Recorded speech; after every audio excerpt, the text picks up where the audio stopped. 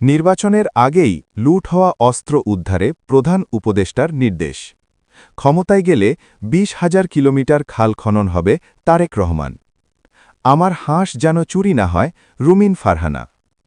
আসন্ন জাতীয় সংসদ নির্বাচনের আগেই লুট হওয়া অস্ত্র যে কোনোভাবে এবং যত দ্রুত সম্ভব উদ্ধার করার উপর জোর দিয়েছেন প্রধান উপদেষ্টা অধ্যাপক মোহাম্মদ ইউনুস। তিনি বলেছেন, লুট হওয়া অস্ত্র যেভাবেই হোক নির্বাচনের আগেই উদ্ধার করতে হবে। মঙ্গলবার রাষ্ট্রীয় অতিথি ভবন যমুনায় প্রশাসনিক পুনর্বিন্যাস সংক্রান্ত জাতীয় বাস্তবায়ন কমিটির ১১৯তম সভায় প্রধান উপদেষ্টা একথা বলেন। অন্তর্বর্তী সরকারের মেয়াদে এটি নিকারের প্রথম সভা।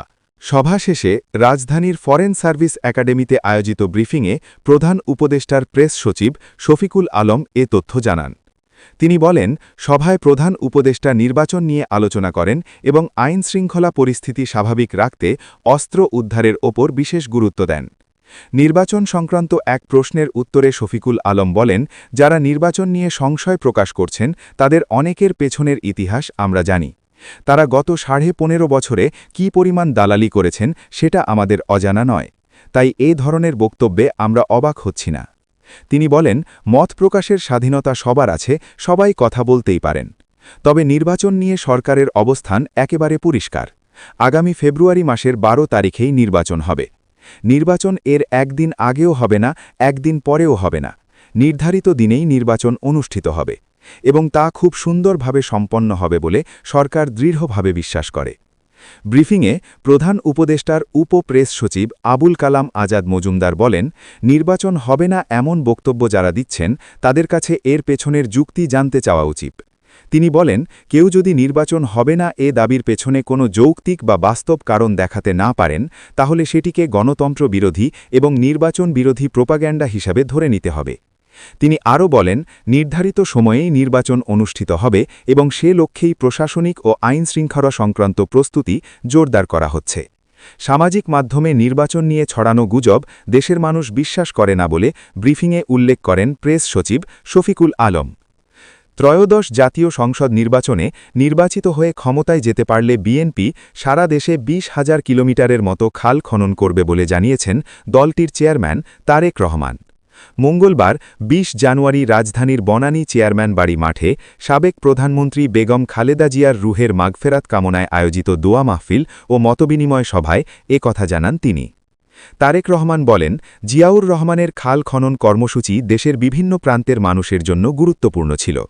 ঢাকা শহরের বাসিন্দারাও এখন খাল খননের প্রয়োজনীয়তা বোধ করছেন, কারণ একের পর এক খাল বন্ধ হয়ে যাওয়ায় সমস্যার সৃষ্টি হয়েছে।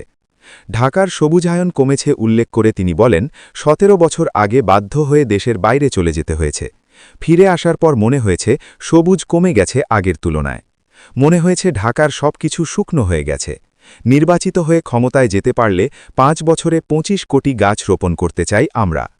প্রত্যেক উপজেলায় সরকারি বেসরকারি নার্সারি সক্ষমতা বাড়িয়ে সে লক্ষ্যে কাজ এগিয়ে যাচ্ছে জানিয়ে তারেক রহমান বলেন, দেশব্যাপী পরিবেশকে সহায়তা করবে এমনভাবে বনায়নের পরিকল্পনা চলছে। তিনি বলেন, অনেকদিন পরে দেশে এসেছি।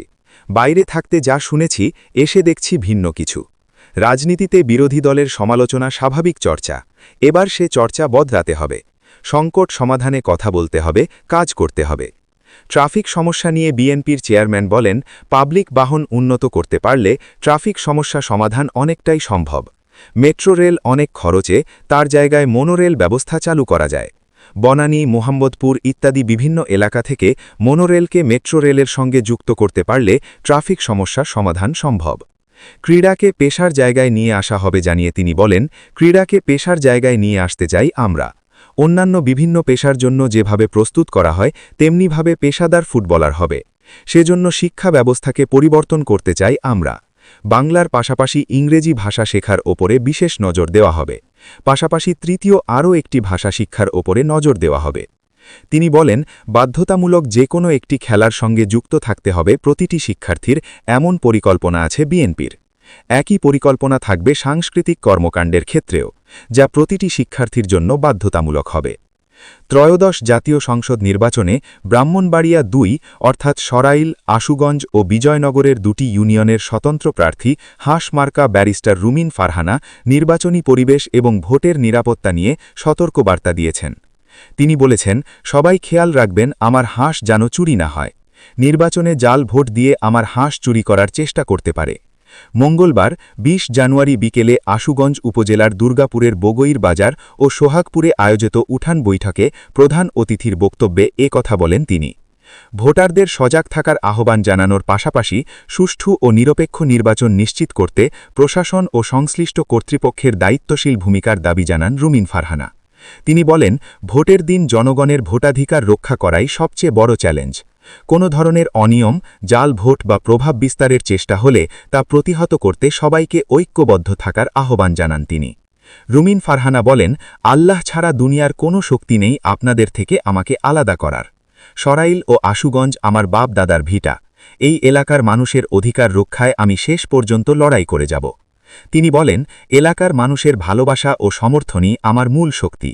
নির্বাচিত হলে সরাইল ও আশুগঞ্জের উন্নয়ন, সুশাসন প্রতিষ্ঠা এবং সাধারণ মানুষের ন্যায্য অধিকার আদায়ে সর্বোচ্চ গুরুত্ব দেবেন বলে আশ্বাস দেন তিনি।